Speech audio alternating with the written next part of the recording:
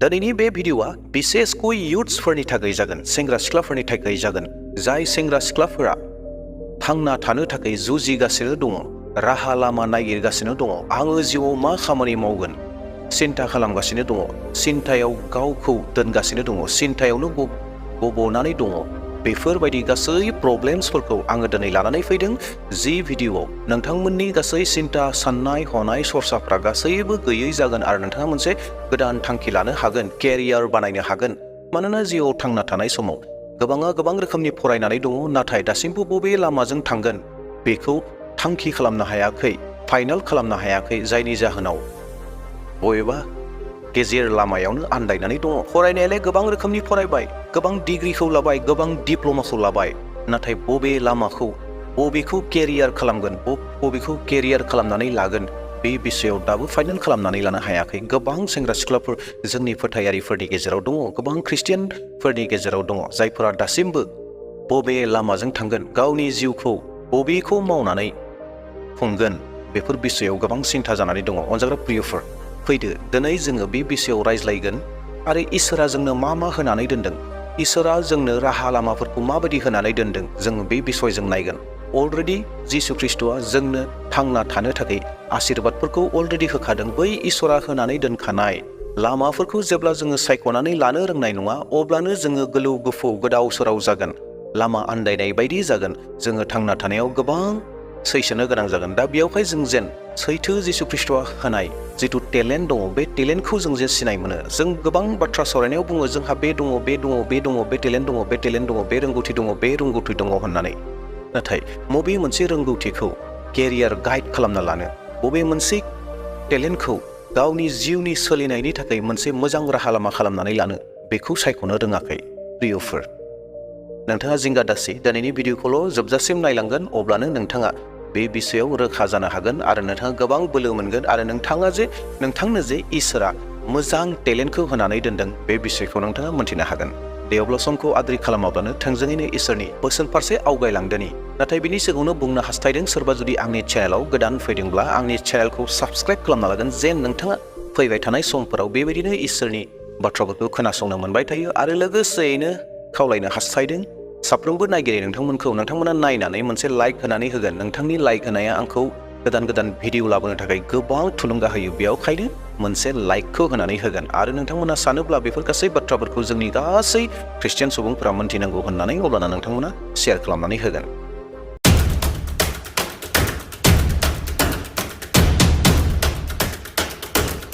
केरियारनि बिसय मोन्थिनो थाखाय आङो मोनथाम फर्मुला लानानै फैदों। बे जाहैबाय SNP। बे SNP नि मोनथाम फर्मुला। अनजाग्रा प्रियफोर, बे बिसयखौ जों मोन्थिनांगोन।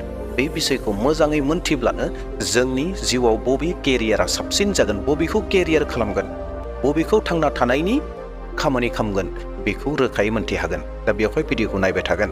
प्रियफोर, जोङो बबेखौ केरियार गाइड खालामगोन, बबेखौ केरियाराव लागोन, बबे लामाजों जों थांगोन, बेखौ फाइनाल बाथ्राथिं SNP नि बाथ्राखौ बुंनायनि सिगांनो इसोरनि बोसोना जोंखौ मा बुंदों बे बिसयाव, बेखौ आङो नोंथांमोननो दिन्थिना होग्रोनो हास्थायदों। रमारि 12:6-8 सिरिसिम। बेनिखायनो इसोरा दया खालामनानै जोंनो गुबुन गुबुन बोरफोरखौ जेरै होबाय, बेबादि जोङो मावनो नांगौ। जोंनो होनाय बोरा इसोरनि गाहाम रादाब खोथा बायनायनिब्ला होननानै बुंदों। बे गाहाम रादाब खोथा बायनायनि बाथ्रा, जोंहा जेसे फोथायनाय दं एसे खोथा बायनांगौ। खोथा बायग्राब्ला जों खोथा बायनांगौ। बोरा दाव खालामनायनिब्ला दाव खालामनांगौ। फोरोंनायनिब्ला फोरोंनांगौ। गोसो दुंखां होनायनिब्ला दुंखां होनांगौ। सोरबाया सोरजोंबा रायज्लायोब्ला बियो गोसो खुसियै रायज्लायथों। सोरबाया इखथियार मोनदोंब्ला बियो गोसो होनानै मावथों। सोरबाया गुबुनखौ अननाय दिन्थिदोंब्ला बियो रंजा खुसियै अनथों। रमारि 12:6-8 सिरियाव जिथु बुंनाय बाथ्राफोर, बे जाहैबाय मानसिनो होना दोननाय, फोथायारिफोरनो होना दोननाय इसोरनि मोनसे बोर। बेखौ जोङो इसोरनि होनाय बोर बायदियै मावनो नांगौ सासे मानसिया जेरै मोनदों बेबायदि मावनांगौ आरो बेनि गेजेरजोंनो जोङो थांनानै थानो हायो सोरबा जुदि मिशनारि जानो होननानै बुंदोंब्ला गाहाम रादाब फोसावग्रा जानो होननानै जुदि इसोरा बेनो जुदि बोरखो होदोंब्ला बेखौनो बेयो मावनांगोन बे जाहैबाय बेनि बाथ्रा आरोबाव जोङो आवगायलांबावनि बे जाहैबाय एफिसुसारि 4:10 फरायनि मानसिफोरनो बोर होनाया बियो खायसेखौ थोनहरजानायफोर खायसेखौ नाबिफोर खायसेखौ खोथा बायग्राफोर खायसेखौ मण्डलिनि दैदेनग्राफोर आरो खायसेखौ फोरोंगिरिफोर फसंदों गासै इसोरनि मानसिफोरखौ ख्रिस्टियानफोरनि मावनो गोनां हाबानि थाखाय थाम-थिम खालामनानै ख्रिस्टनि मोदोमखौ लुखांनो बियो बोरफोरखौ होबाय बेनिखायनो जों बयबो इसोरनि बिसाज्लाखौ फोथायनाय आरो मिथिनायाव खौसे जानानै ख्रिस्ट बादि गोरों गोरा जागोन गाज्रि लामाजों दैदेननो खाबु बहनग्रा गाज्रि मानसिनि गाज्रि फोरोंनायजों बाराव बुखार जानानै बोबथिं बायजाग्रा गथ'फोर बादि जों नंबावलिया बेफोर गासै इसोरनि बोसोनफोरा इसोरनि बोरखौ जोंनो मोनथिहोयो जे जोंहा बयहाबो बोर दङ आरो बे बोरनि गेजेरजोंनो जोङो थांनानै थानो हायो आरो बे रावखौनो जोङो साधारनै बुङोब्ला बेखौनो जोङो गोबां टेलेन्ट होननानैबो बुङो जों बे टेलेन्टनि गेजेरजोंनो जोङो गावनि जिउखौ जोङो खुंनो हायो आरो बेखौनो जोंनि जिउआव राहा लामा बानायनानै लानो हायो आरो बेनि गेजेरजोंनो जोङो थांना थानो हायो सोरबाया मोजां आबादारिनि आशीर्बाद मोनदों जानांगौ सोरबा बिजनेसमेन जानो थाखाय आशीर्बाद मोनदों जानांगौ सोरबा साख्रि मावनायनि आशीर्बाद मोनदों जानांगौ सोरबाया खन्नायनि आशीर्बाद मोनदों जानांगौ सोरबाया दामनायनि जानांगौ सोरबाया मोसानायनि जानांगौ सोरबा मेकानिकनि जानो हागौ गोबां रोखोमनि आशीर्बादफोर दङ टेलेन्टफोर दङ इसोरा गावबा गावनो आलादा आलादा रोखोमनि टेलेन्ट आशीर्बादखौ होनानै दोनदों दा बेनि गेजेरावनो जोङो बोरै सायख'गोन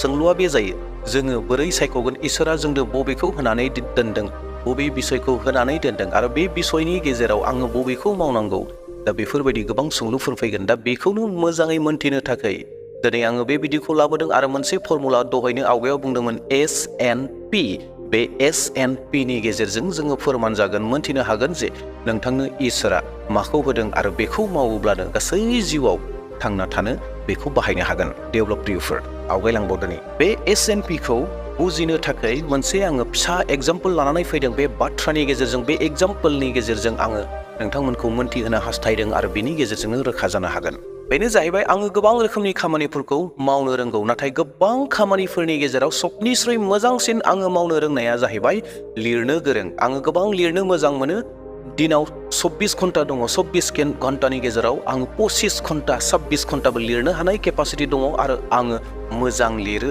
आंनि आखराबो मोजां आरो लिरनायनि गेजेरजों आङो गोबां रोखोमनि बाथ्राफोरखौ लिरनो गोरों दा बेनो जाहैबाय आंनि मोजां मोननाय खामानि दा बेयावहाय दिनै जोङो बे SNP खौ बेयावनो ट्राइ खालामगोन आरो बे एग्जाम्पलजोंनो नायगोन जिहेतु आङो गोबां लिरनो मोजां मोनो बे लिरनो मोजां मोननायखौ बबे बिसयाव लिरगोन बेखौ जोङो बाहागो खालामनि मोनब्रै बाहागोआव राननि बे जाहैबाय स्ट'रि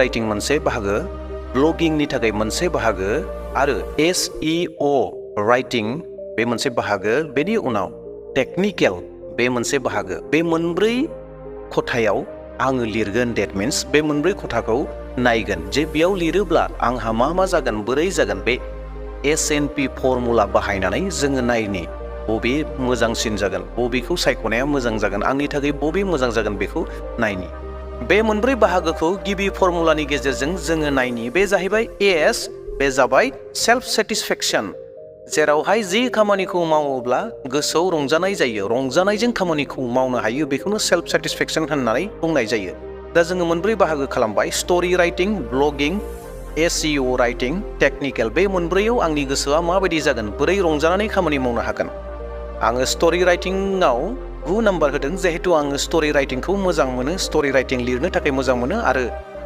बेखौ आङो मोजाङै लिरनो हायो ब्लगिंनि थाखाय आङो होबाय 7 पइन्ट मानोना आङो ब्लगिंनि थाखाय बेबायदि एसेबां लिरनांगौ गोनांथि एबा लिरनो होननानै सानाखै दानाबा फैदो SEO सार्च इन्जिन अप्टिमाइजेशन राइटिं बे खामानिया जाहैबाय गुबुननि डिमान्डनि गेजेरजों लिरनो गोनां जायो सोरनिबा अर्डारनि गेजेरजोंसो लिरनो गोनां जायो दा बेयावहाय आङो बेखौ 5 पइन्ट होबाय आरो दानाबा टेक्निकेल फैदो टेक्निकेलाव आङो केवल 3 होगोन मानोना आंहा टेक्निकेलनि बिसय बेबायदि रोंगौथि बेबायदि एसेबां गैया बेयावहाय आङो टेक्निकेलखौ 3ल' पइन्ट्स होबाय दानाब्ला सेथि राउन्डआ जोब्बाय एस फर्मुलाया जोब्बाय दानाब्ला एन फर्मुला फैबाय एन फर्मुला माने निड फर मार्केट आं जि खामानिखौ मावनो मोजां मोनो आं जि खामानिखौ मावो बियो मार्केटाव बेसेबां डिमान्ड दङ मार्केटाव बेसेबां सोलिगासिनो दङ बे बिसयाव जोङो नायग्रोनांगोन हमनानै ला सासे बेक्तिया फालांगि मावनो नागिरदों केसेट आरो सिडिनि बे केसेट आरो सिडिया सोलिगोन ने दानि मुगायाव जों जुदि बुङोब्ला केसेट आरो सिडिनि दखान खालामगोन होननानै बुङोब्ला बे सोलिनाय नंला मानोना दायो गोदान जुगै दायो एप्सफोर फैबाय जि एप्सआव गोबां मेथाइफोरखौ मोनगोन इउटिउबआव लाख मेथाइफोरखौ मोननो हागोन दा बेयावहाय जों जुदि बुङोब्ला सिडि केसेटनि आङो दखान एबा बेफार मावगोन होननानै बुङोब्ला बियो मार्केटाव सोलिनाय नङा मार्केटाव बिनि डिमान्डआनो गैलिया दा थिग बेबायदिनो जि बुस्थुआ मार्केटाव डिमान्ड दङ जोङो बेखौ नायग्रोनांगोन निड फर मार्केट दानियाबा फैफिनदो आंनि मोजां मोननाय जिथु लिरनाय स्ट'रि राइटिंआ मार्केटाव बेसेबां डिमान्ड दङ मार्केटाव जायगा लानो हागोन ना हाया बे जाहैबाय दङ गोबां स्ट'रि लाग्राफोर दङ स्ट'रि फरायग्राफोर दङ स्ट'रिखौ बायग्राफोर दङ दा बेयाव आङो 9 नम्बर होनो हास्थायबाय मानोना गोबां मार्केटाव बियो सोलियो बेनि उनाव फैदो ब्लगिं खालामनायाबो बेसेबांबा गाज्रि नंद्राया गोबां सोलिगासिनो दङ अब्लाबो जिबायदि सोलिनांगौ मार्केटाव जाबायदि फैनांगौ बेबायदि नङा दा बेयावहाय आङो बेयाव 2 नाम्बारखौ होबाय बेनि उनाव SEO राइटिं बेयाव 10 नाम्बाराव 10 खौनो होबाय मानो 10 नाम्बाराव 10 खौ होखो बे जाहैबाय SEO सार्च इन्जिन अप्टिमाइजेशन बे जाहैबाय दानि डिजिटेल इन्डिया भारतआ जा डिजिटेल इन्डिया जानो थांगासिनो दङ फिसा हानजाफोरा गावबा गाव जायगाफोरावनो सफ्टवेयर बानायगासिनो दङ सफ्टवेयर बानायनानै कम्पानिफोरखौ सलायगासिनो दङ That means SEO राइटिंआ फिउचाराव मोजांनिख्रुइ मोजां जानो थांगासिनो दङ मानोना डिजिटेल इन्डिया जानो थांगासिनो दङ गासैबो मानसिफोरा टेक्न'लजिनि गेजेरजों खामानिखौ मावगोन दा बेयावहाय जिथु सफ्टवेयर आपडेटफोर जागोन बे गासैयाव बे SEOआ खामानि मावगोन दा बेयावहाय आङो बेयाव जि होबाय मार्केटाव गोबां डिमान्डआ बेहा फैगासिनो दङ दानाबा फैदो टेक्निकेलाव फिउचाराव टेक्निकेलनि जिथु खामानिफोर जागोन बेबो मोजांनिख्रुइ मोजां जागासिनो दङ आरो मोजांनिख्रुइ मोजां जालांबावगोन मार्केटाव गोबां जायगा लागोन दा बेयावहाय बेखौ 9 पइन्ट होबाय आङो दानाब्ला जोङो नुबाय सेकेन्ड राउन्डआबो जोब्बाय आरो सेकेन्ड राउन्डआव सोर बेसेबां नाम्बार मोनदों बेखौ नोंथांमोना स्क्रिनाव नुनो मोनगासिनो दङ स्ट'रि राइटिंआ मोनदोंमोन 9-8 ब्लगिंआ मोनदों 7-6 SEOआ मोनदों 5-10 आरो बेनि उनाव टेक्निकेला मोनदों 3-8 दासिम दायो देरहानानै दङ स्ट'रि राइटिंआ देरहानानै दङ दा जोबथा नाम्बार दंबावो P खौ जेब्ला जोङो नायगोन अब्लाना सोर देरहागोन जोङो इयुनाव मोनथिबावगोन P माने प्रफिटेबिलिटि स्ट'रि राइटिंनि प्रफिटआ मा जागोन मार्केटाव माबायदि प्रफिट जागोन जिहेतु आङो बे खामानिखौ मावनानैनो सारा जिन्दगि सोलिगोन बे खामानिखौ मावनानैनो थांनानै थागोन दा बेयावहाय स्ट'रि राइटिंआव आंनि प्रफिटआ मा जागोन बेखौ जोङो नायनांगोन स्ट'रि राइटिंनि जिथु प्रफिट जागोन बेखौ आङो 6 पइन्ट होबाय आरो बिनि उनाव जिथु ब्लगिं दङ ब्लगिंआबो जिहेतु गोबांनिख्रुइ गोबां डेभेलप जाबोगासिनो दङ बे ब्लगिं राइटिंआव आङो 7 पइन्टखौ होबाय बेनि उनाव SEO राइटिंआ जिहेतु गोबांनिख्रुइ गोबां डेभेलप जाबोगासिनो दङ गोबां मार्केटाव डिमान्ड दङ बेयो मार्केटाव गोबांनिख्रुइ गोबां सोलिगोन दा बेयावहाय आङो बेनो 9 पइन्टखौ होबाय दानाबा टेक्निकेलाबो गोबांनिख्रुइ गोबां जिहेतु डेभेलप जाबोगासिनो दङ गोनांथि दङ आरो बेयो मार्केटाव गोबां सोलिगोन आरो गोबां प्रफिटफोरखौ लानानै फैगोन बेनोबो टेक्निकेलखौबो आङो 6 पइन्ट होबाय दानाब्ला मोनथामबो राउन्डआ जोब्बाय SNP मोनथामबो जोब्बाय आरो मोनथाम जोबनायाव जेब्ला जोङो प्लास खालामगोन जोङो नुनो मोनबाय स्ट'रि राइटिंआ 23 टटेल पइन्ट जाबाय ब्लगिंआव 20 पइन्ट जाबाय SEOआव 24 जाबाय टेक्निकेलाव 17 जाबाय सेथियाव नुनो मोनबाय जे सेथि नाम्बाराव दङ SEO नैथियाव दङ स्ट'रि राइटिं थामथियाव दङ ब्लगिं ब्रैथियाव दङ टेक्निकेल जों नुनो मोनबाय जेब्ला SNP खालामनाय लोगो लोगोनो सेथियाव बबे जायगा मोनखो बे जाहैबाय SEOआ जायगा मोनबाय नैथियाव स्ट'रि राइटिंआ जायगा मोनबाय अनजाग्राफोर जोङो बे SNPखौ बानायनानै SNPनि गेजेरजों आनजाद खालामनानै जोङो गासैखौबो थि खालामनानै लानो हायो S माने मामोनलाय बे जाहैबाय सेल्फ सेटिसफेक्सन जेराव जि खामानिखौ आङो मावनो मोजां मोनो बेखौ जोङो सेथि नोजोर होनांगोन नैथियाव N माने निड फर मार्केटाव बबे सोलिगासिनो दङ मार्केटाव बबे डिमान्ड जागासिनो दङ बबे खामानिया डिमान्ड जागासिनो दङ बेखौ नायनांगोन थामथिया जाहैबाय P प्रफिटेबिलिटि बबेखौ मावोब्ला जोंफ्रा गोबां प्रफिट जागोन बेखौ नायनांगोन बे जाहैबाय केरियार चयस खालामनायनि मोनसे गोरलै उपायमोन एबा मोनसे गोरलै फर्मुलामोन जेराव SNPनि गेजेरजों जोङो जोंनि रोंगौथिखौ जोङो सायख'नो हायो, जोंनि थांना थानायनि राहा लामाफोरखौ सायख'नो हायो। हमनानै ला नोंथाङा फट'ग्राफि खालामनो एबा फट'ग्राफार जानो हास्थायदों। बे बिषयाव वेडिं फट'ग्राफार जागोन ना कर्परेट फट'ग्राफार जागोन ना मिडिया फट'ग्राफार जागोन ना फेमिलि पर्ट्रेट फट'ग्राफार जागोन, बेखौ नोङो एसएनपि खालामदो। आरो एबा नोंथाङा सासे लयार जानो हास्थायदों, मा लयार जागोन? Criminal lawyer, civil lawyer, corporate lawyer, बबेखौ जागोन? एसएनपि फर्मुलाखौ खालामदो। एबा जार्नालिजमबो जानो हागौ। मानि जार्नालिजम? निउस पेपारनि, टिभिनि, रेडिअनि, एडभार्टाइजिंनि, मानि जार्नालिजम? बेखौ एसएनपि खालामदो। बेफोरबायदि गोबां सिमांफोर थानो हागौ, गोबां रोंगौथि थानो हागौ, गोबां टेलेन्ट नोंथांनियाव थागोन, इसोरा नोंथांनो होनानै दोनदों। नाथाय बेखौ सायख'नो थाखाय नोंथाङा सहसै हयथ' नोंथांनि साननायजों हायाखैबो जानो हागौ। बेबायदि जादोंब्ला नोंथाङा आंनि फोरोंनाय बायदि एसएनपि खालामदो। अब्लाना नोंथाङा मोननो हागोन जे बबे सैथो इसोरा नोंनो होनानै दोनदों, बबेखौ नोंनो होनानै दोनदों, बेखौ नोंथाङा सायख'नायाव सहस जागोन। जि खामानिखौ नोंथाङा मावनो थाखाय मोजां मोनो बेखौ सायख'दो। नैथियाव, मार्केटआव बिनि गोनांथिया बेसेबां बेखौ नायदो आरो बेखौ मावनायाव नोंहा मा प्रफिट जागोन बेखौ नायदो। जेरावहाय नोंथाङा बेखौ गासैखौबो एनालाइज खालामखांजोब्बाय, अब्लाना नोंथाङा बेखौनो साननानै लादो दि आंनि थाखाय बेनो साबसिन होननानै। दे अब्ला प्रियफोर, आसा खालामदों नोंथांमोना बे भिडिअखौ नायनायनि गेजेरजों एसेब्लाबो आइडिया मोनदों जे केरियार गाइड, केरियार चइस खालामनायनि राहा लामाफोरा माबायदि जानो हागौ बेखौ नोंथांमोना रोखा जादों। नोंथाङाबो बे आइडियाखौ लादो आरो बे आइडियानि गेजेरजों नोंथाङा सिन्था खालामदो, ध्यान खालामदो। अब्लाना नोंथाङाबो हमनो हागोन जे इसोरा नोंथांनो माखौ होदों। दे अब्ला प्रियफोर, नोंथांमोना बे भिडिअखौ नायनायनि गेजेरजों एसेब्लाबो सहायखौ मोनदों, आइडियाखौ मोनदों आरो बेनि गेजेरजोंनो नोङो गावनि लाइफ केरियारखौ सेलेक्ट खालामनो हागोन, चइस खालामनो हागोन होननानै फोथायदों। इयुननि समाव मोनसे गोदान भिडिअ लाना फैफिनबावसिगोन। दिनैनि थाखाय बेसेबां दोनथ'नो हास्थायबाय। प्रेज द लर्ड, हालेलुया, जय मसीह होनना आंनि भिडिअखौ बेसेबां दोनथ'बाय। Thank you.